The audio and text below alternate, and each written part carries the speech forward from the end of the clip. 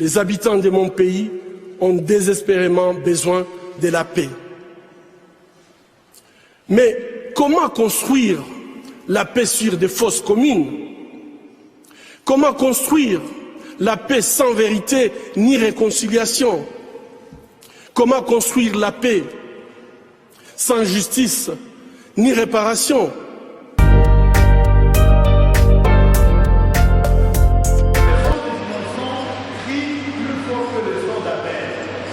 Des mots forts et interpellateurs du célébrant du jour à l'assistance venus rehausser de leur présence à cette célébration eucharistique organisée par la communauté Hutu, résidant à Kinshasa en mémoire de victimes de Kishiché.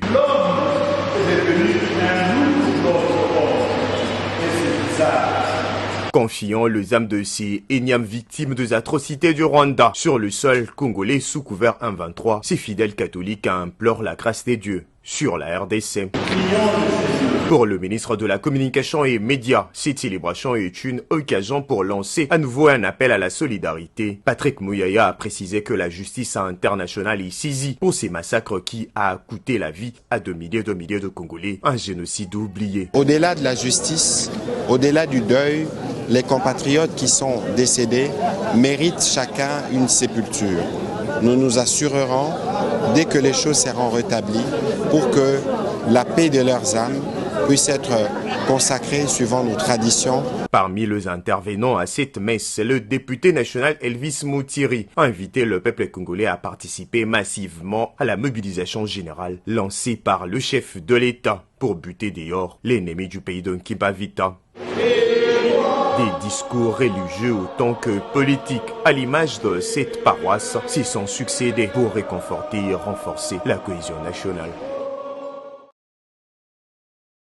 Dans les fosses communes de Rugarama, les fosses communes de Kiringa, les fosses communes de Opena, à Utshuru Centre, ce sont des Hutus. Ce sont des Hutus. Vous vouliez penser qu'il y avait des Tutsis dedans? Non, ce sont des Hutus.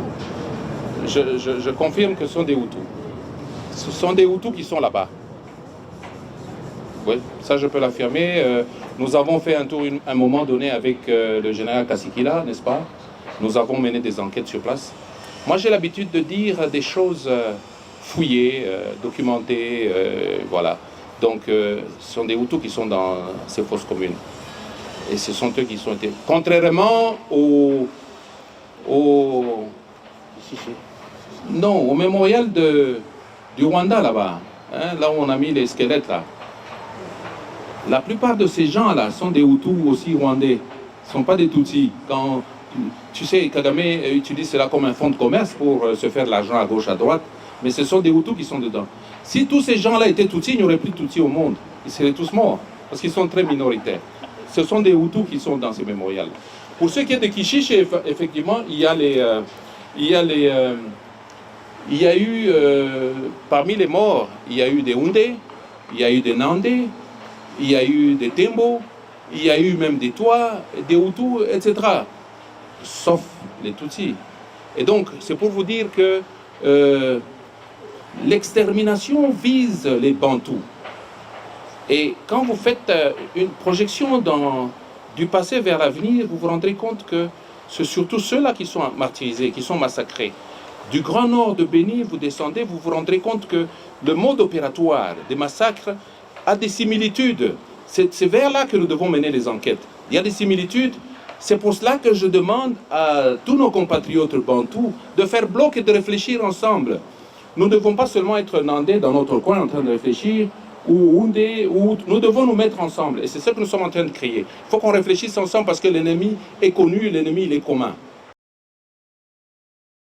Un appel que je voudrais lancer à quelques-uns de nos enfants qui sont dans le groupe terroriste du M23.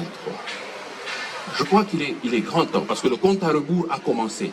Il est grand temps à ce qu'ils reviennent à la raison et qu'ils s'alignent derrière la ligne droite de la politique de notre pays.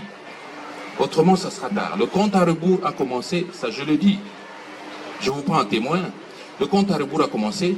S'ils ne reviennent pas à la raison maintenant, s'ils ne reviennent pas maintenant, ils finiront apatrides. Ils iront au Rwanda, on dira non, vous êtes Congolais. Ils iront au Ouganda, on dira non, vous êtes Congolais. Mais ils ne viendront pas ici, on ne laissera jamais revenir ici. Parce que le gouvernement a décidé qu'il n'y aura jamais un dialogue dans le sens de la réintégration des forces terroristes dans notre gouvernement. Ça n'existera plus jamais. Vous savez, il y a des marionnettes comme Bertrand Bissimois, le militaire, le major Willy Ngoma. Ce sont des marionnettes à la solde de Kigali. Eux, ils n'ont encore rien compris. À eux aussi, je leur dis qu'il est temps de revenir à la raison. Ils n'auront pas gain de cause là-bas, ils resteront apatrides à jamais. Ici, ceux qui vont écouter mon message, ils sont les bienvenus de revenir à la raison, comme je l'ai dit. Mais ceux qui ne vont pas saisir la balle au bon, eh ben, ils finiront, excusez-moi le terme, dans la merde. Parce qu'ils n'auront nulle part où aller, ils resteront à l'extérieur du pays. Et chaque fois qu'ils mettront le pied au pays, parce que nous les connaissons, ils vont purement et simplement être interpellés par l'organe de la loi. Et la jeunesse Hutu, mobilisée et déterminée à accompagner le chef de l'État Félix Tshisekedi dans sa vision de lutter contre l'insécurité. La déclaration est du coordonnateur de la jeunesse de cette communauté. Modeste Amini invite le gouvernement à mettre de moyens nécessaires pour permettre aux jeunes de défendre la nation face à l'agression rwandaise via le M23. Il a dit au cours d'une interview ce lundi. Images et commentaires. Comme d'autres communautés, la jeunesse Hutu emboîte aussi le pas et adhère à l'appel du chef de l'État Félix Tshisekedi afin de mettre hors d'état de nuire les rebelles M23. Son coordonnateur note pour exemple de leur mobilisation l'enrôlement de plusieurs jeunes Hutus au sein de l'armée. Nous avons dit qu'avec les 4 millions de Hutus, que la population évaluée à 4 millions, nous avons dit que nous sommes derrière lui, c'est une force. La jeunesse Hutu que vous voyez aujourd'hui, l'ensemble de ces jeunes résistants qui continuent à combattre aux côtés de FARDC, nous avons dit que c'est une force. C'est une force que nous allons continuer à mobiliser, que nous allons demander que cette force soit derrière son Excellence, Monsieur le Président de la République, Félix-Antoine Tshisekedi Tshilombo. Ces jeunes sont mobilisés et d'ailleurs vous avez vu avant-hier, il y a la première vague que nous avons mobilisée à Rutshuru, des jeunes qui ont accepté d'intégrer l'armée pour servir la patrie. Et donc, nous allons continuer à mobiliser pour que ces jeunes continuent à soutenir la vision du chef de l'État, celle de restaurer la paix à l'Est. Le coordonnateur de la jeunesse Hutu appelle à l'unité des Congolais pour gagner cette guerre. Nous devons nous unir tous ensemble parce que la patrie est menacée. Rutshuru, ce n'est pas un pays à part. Rutshuru, c'est une partie du territoire national que nous devons donner. Et donc, nous devons dire que pas de Congo sans Rutshuru. Nous devons tous nous mobiliser pour que Rutshuru soit libéré par ces terroristes. Dans le cadre de la recherche de la paix à l'Est, les notables de la communauté Hutu ont été reçus par le chef de l'État Félix Tshisekedi le 5 novembre dernier. Les Hutus rejettent toute assimilation à une autre tribu.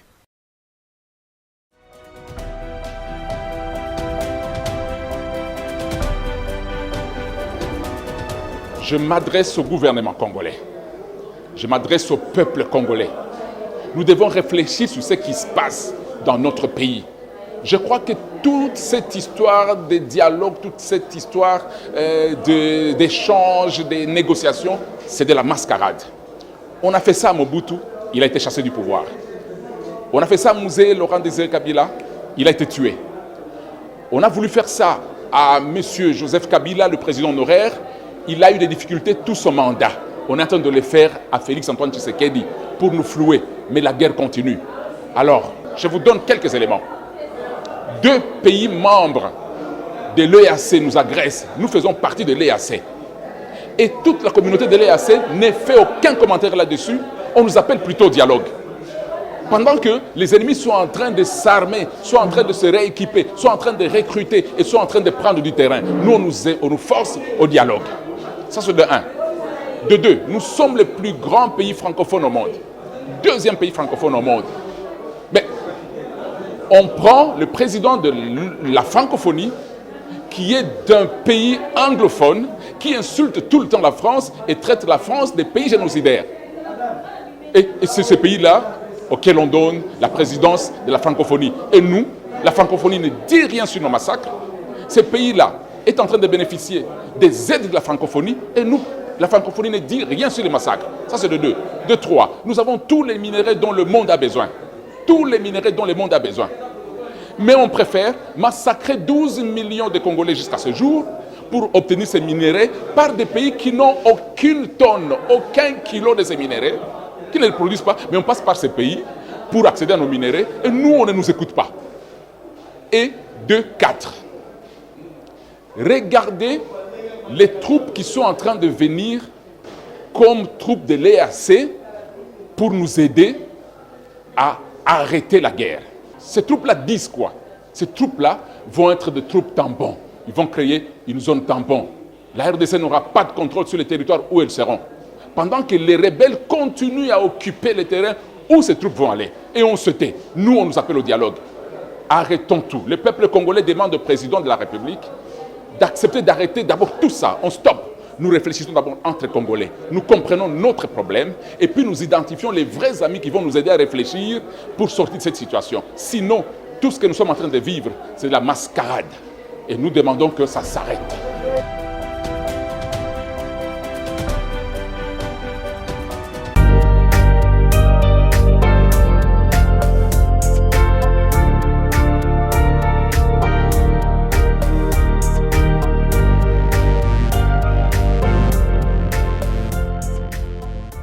Les habitants de mon pays ont désespérément besoin de la paix. Mais comment construire la paix sur des fausses communes? Comment construire la paix sans vérité ni réconciliation? Comment construire la paix sans justice ni réparation?